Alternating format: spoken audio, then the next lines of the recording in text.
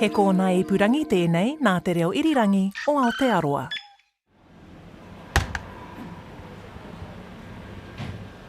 Is the lemon and Paeroa, is it? Yes, please. Thank you. Yeah.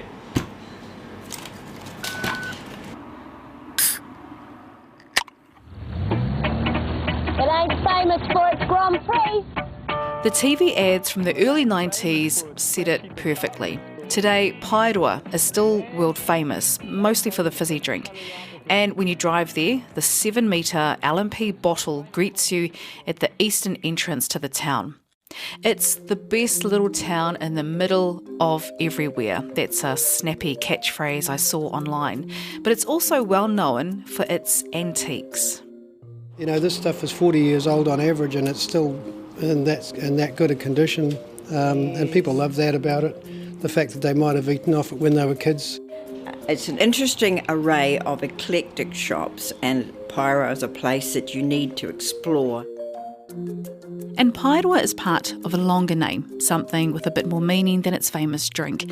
Reno Wilkinson knows a bit about that. Yeah, when you take a look at the maunga within Hauraki, stretches out from, say, Mount Aotearoa up to Moiho, so the ranges that people know Paeroa will see it in its full exclusiveness. So the word Paeroa refers to the hills that surround the town, even more so when you know its full name. Which is Te Paeroa a Toi Te Huatahi. Te Paeroa to mean the long range, and Toi Te Huatahi, the name of an ancestor. So if you stand in the middle of town, look up and around you, well, you'll see why, because Paeroa is surrounded by mountain ranges, so it's a very practical name and a convenient drive from the super city. This is Pete from Granville's Antiques. Well, we're on State Highway 2 for a start, so that we do get a lot of through traffic. We're also known as a place to come to if you're a treasure hunter. So yeah, it's a good little town. It's vibrant. It's always happening. Join me, Justine Murray, and a few of the locals who call Paeroa home, along with just over 4,500 people. This is Nau Mai Town, that's Naumai, which means welcome, but it's also a bit of a play on words to Nau Mai Town. Hey, maybe Paeroa is where you live. We find out more about the local stories, the name itself, and a bit about the place and people. So let's start with the good lemony stuff, or the drink LMP, which came from mixing lemon with water pumped from the town's mineral springs. Yeah, so not quite the sound of a twist-top bottle, but this sound is from part of that earlier story of lemon and Paeroa. Reno, I'm back with him. He knows the spot well. Yeah, I suppose we're standing in one of those mineral pump machines. Well, back in the day as a kid, we couldn't even reach it most probably. When I look at it now, I'm taller than what it was. I remember being a little short ass and I couldn't even be there. But, with your container? Or how would... we had glass milk bottles back then. Can it still be lifted, or...? No, it's all locked, I think. I know. Yeah, look there. There's nothing in it. Might have to put a koha in there. No, I don't know. Yeah, if you're ever in the town, this is where you'll find out a bit about the history from way back in the day, how it all began basically, and this is the Paeroa story. So here's a brief history about LMP. It started back in 1887, where a mineral spring was discovered on land at Junction Road Wharf. The title of the land was registered to James Nigel Coote and Alexander Hogg. 9 years later, in 1896, James McAndrew bought the property and set up a sawmill. Now, back in these days, Cody was king, and lots of it was felled and shipped off overseas, even as far as San Francisco. By 1910, the Paeroa National Mineral Company was set up, and it's when the bottling of the mineral water began, with a touch of lemon, of course. Over the decades and a few more handshakes later, by 1963, owners Gray and Menzies had merged with a company called CL Innes to create Innes Tartan Limited. Back in 63, you can kind of imagine the factory employed the locals and school kids went there to see the bottles go round and round the conveyor belts. Here was a small town bottling its own product for national consumption. But as the bottle shape changed and popularity soared, well, the inevitable happened. In 1980, the corporate giant Oasis Industries bought it out, closed the factory, and moved the business to Auckland. So the name Paeroa is from the longer version of the name Te Paeroa a Toi Te Huatahi, or the long range of the ancestor Toi Te Huatahi. Now he was from Tahiti, Orangiatia. Now we're talking ages ago, during the 13th and 14th century. So to learn more about who Toi Te Huatahi was, I reached out to Te Kehukehu Pātara. Now he is from the iwi Ngāti Awa. Toi Te Huatahi. He was the grandfather of Whātonga. What led Toi Te Huatahi to Aotearoa? Well, they held a wakaama race competition over there on the river. And as the competitors were racing in their canoes on the river, Hine Pūkohurangi came down and... This is the mist you're talking about. The mist, yeah, this is the mist I'm talking about, Hine Pūkohurangi. When it lifted... Whātonga and his mates, they were out at sea and they had no idea where they were, and they heard about Aotearoa. So they decided that they'd go for an adventure. After a while, Toi Te Huatahi, the grandfather, went to search for his grandson.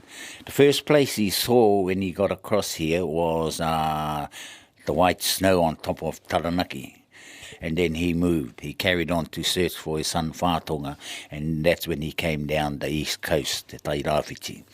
Did he hit Coromandel Peninsula area?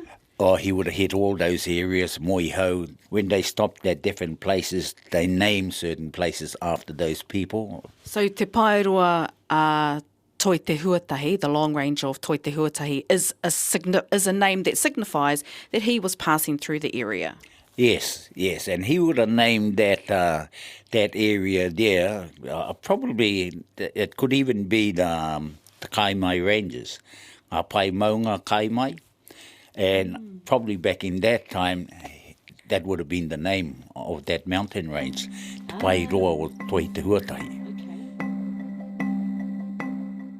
42 years ago, on the 11th of April 1981, a torrential rain flooded the town of Paeroa.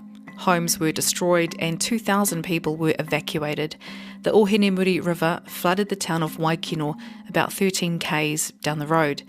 Just this year, Cyclone Gabrielle reminded Rino of that time. What are we talking about? What have we got in front of us? We're actually at the Paeroa 131 restaurant. That's dedicated a wall solely to... Yep, 1981. so if you can imagine a wall that's kind of covered in newspaper pages, and it's all about the 1981 flood. We got evacuated out to Tiru here because the threatening of the bank to burst. So we never had floodgates, anything like that. You could get your iron board down and go for a surfer at the main street of Paeroa. That's how bad it was. Yeah, so similar to what we've seen of recent through Cyclone Gabrielle. So, we were lucky. Sorry, we're just in the... Yep. You coming in to see? Radio. Laurie Smith is the sole worker at the museum today, and he sits behind a large desk, and I'm sitting in a chair next to him. A small side drawer is where Laurie rifles through some coins to give change to a guy that's just walked in. Laurie's a volunteer, but he's also a local, and he comes with a wealth of knowledge about the town. Paeroa wasn't much of a town in 1875, but the minute that gold rush started, 600 came up here in one day. We had two banks here that smelted gold. They not only bought gold off the miners, but they made it into bullion. Back in the late 1800s, Paeroa relied on workhorses to cart trees out of the bush, and as time went on, it became a hub of transportation. And everything had to come up the river. So we had 16 boats, I think, working on the river at various times. Twice a week the train come with rail cars, rows of them. And this was hard mahi, hard work, burgeoning industries built from back-breaking work and calloused hands. You can kind of imagine how good a cold brew, no, not an LMP, would have been. But then prohibition came along when the Ohenemuri district voted to go dry between 1908 and 1925. The pubs all went broke here. That's what happened. They shut down. How come they went broke? Was it Well, the you great... couldn't serve drink. If you vote prohibition in any election, it's effective. The police control it, you know. But lo and behold, there was a solution. The railways found out, well, they could run a train from Waihi to Hikataya, and it was just over the line, so they put a special train on Saturday morning and brought all the miners through, and then they had their fill and then they'd go back. And my mother, she worked in the bakehouse, and she said in the morning it was just like a rat race. They were all running towards the pub. And then at night they were going back fighting and arguing. So when they finished, they had to build a jail at the pub, and a 2-cell jail. And they used to throw them in the slammer for the night, then let them out the next day and have to walk home to Waihi. So that was one thing. Inside the museum, Laurie shows me around the space, and there's another glass cabinet. It's about 1 metre high, and it shows the various L&P bottles over time. Well, I think it was always bottled. They had a glass top bottle with a glass stopper in it. Eventually they all had the standard top that we've got today. And I have heard that it was actually lemon and te aroha first, about 30 years prior. No, what can you remember? No, I don't think so. Everybody's trying to correct everybody, and of course the story's been embellished. They had a manufacturing plant here by 1926, plus one in Thames and one in Aotearoa. So that's probably where the confusion comes from. The drink was always from here. There's no mistaking that. But Te Aroha locals may have a different take on that, because mineral springs were there too. I'm sure the question of who did it first will be debated for a wee while yet. But the main thing is that both drinks, lemon and Paeroa and Te Aroha and lemon, are still enjoyed today.